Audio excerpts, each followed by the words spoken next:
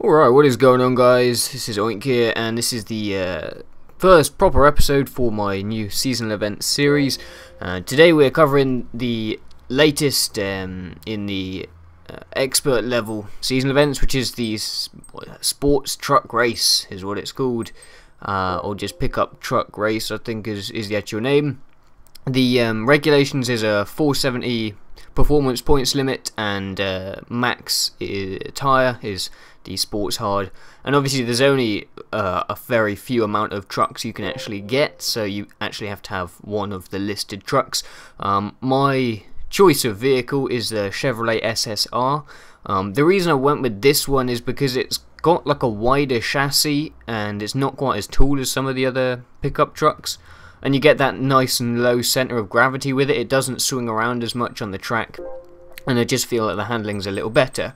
So going down that same road there, pun not intended, I've dropped the ride height of that again just to get a really nice low center of gravity and make sure the car's handling nicely, because these can be a bit squishy. So again, I've increased the spring rate, stiffened the suspension a little bit, and upped the anti-roll bars, just to keep it nice and firm on the ground. Make sure that it's not, it's not too squishy, and keep the handling nice and firm.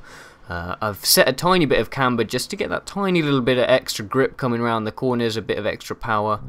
The transmission, obviously you want the fully customizable one. You just want to be changing this depending on the track. So for example, for the Indy Speedway, which is the second race, you'll want a higher one just because it's got a really long straight and you'll be getting up to higher speeds.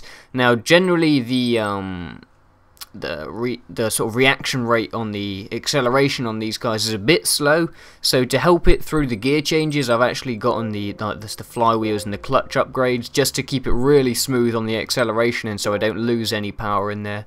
These are the upgrades that I've got there to get it up to the max of 470 performance points. I actually went with the grade 3 weight reduction as my main one, just because these things can be really heavy, and I felt like having that lesser weight would actually just help in, again, because I set this up in a way that it's more kind of nippy around the course, it's less powerful.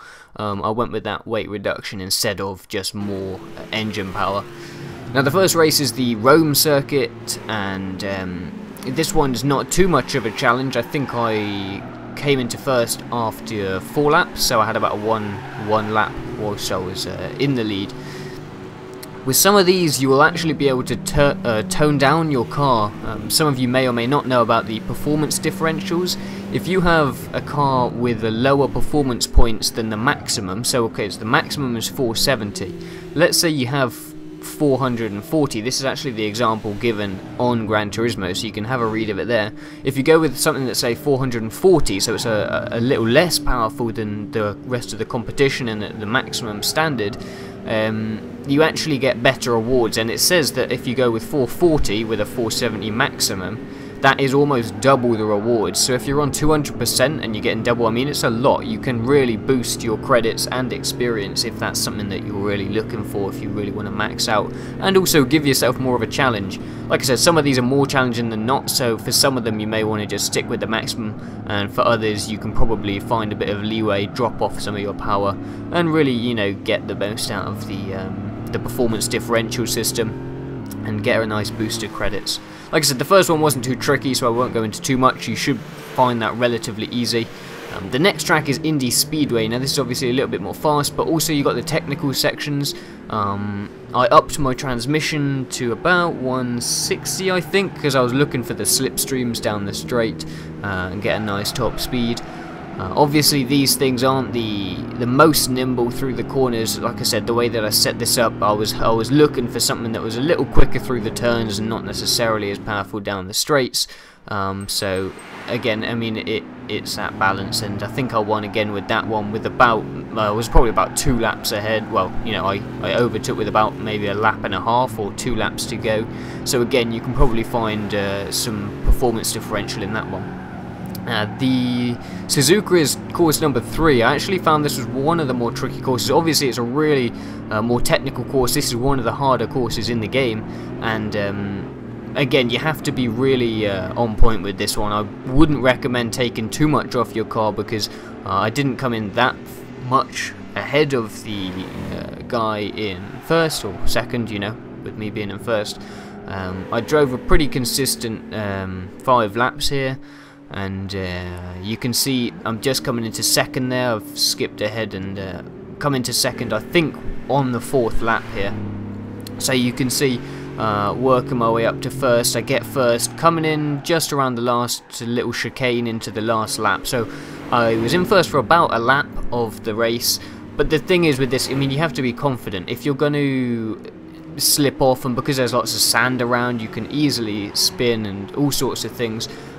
If you do that, you're going to have to work hard to get that lead. You can see they're halfway around the last lap. I'm only maybe 2 seconds ahead, so I may just slip up on any of these sand corners or anything like that, and you can, you know, be in with a problem, so just be a bit cautious of that. Track number 4, we've got the Nürburgring, and this is just a single lap of the Nürburg. Again, I drove this on my first lap. I had a pretty clean lap the whole way through. I think I only really slipped off the course maybe once or twice, and it wasn't really major. It was just, you know, touching the grass a little bit like that one just there, you know, just coming off the side, which is not a big problem. However, again with this one, I actually didn't cut into first position until the very final straight, so you may not be able to get as much off your car in this one. Again, it might be because of the setup that I went with. Like I said, it was more of a lightweight, you know, better around the corners as opposed to better on the straights and more power. So it might have been partly due to that, because there are a lot of straight sections on this Nürburgring.